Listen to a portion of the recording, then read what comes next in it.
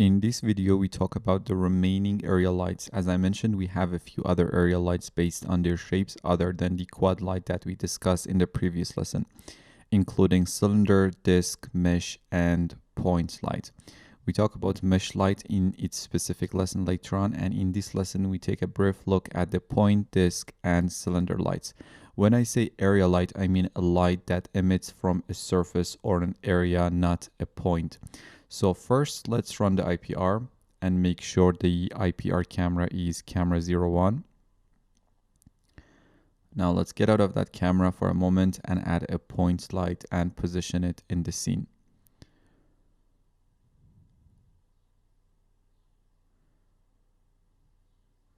You can increase its exposure to see what's going on, and you can actually make it visible to our camera as well.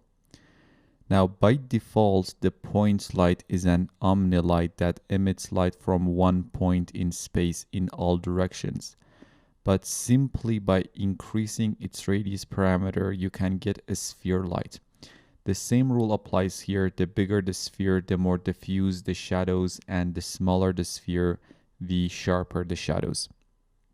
Under the light tab, let's change the light type to cylinder light. Make sure it's visible to the camera and position the light in the scene. We can control the radius and the height of the cylinder to get a bigger or a smaller light source.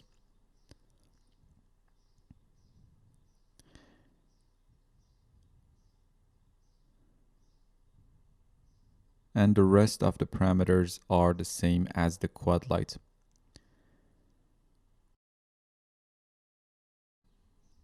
Then we have disc light, which is another area light. Let me make the light visible again and adjust its orientation, its radius, the intensity of the disc.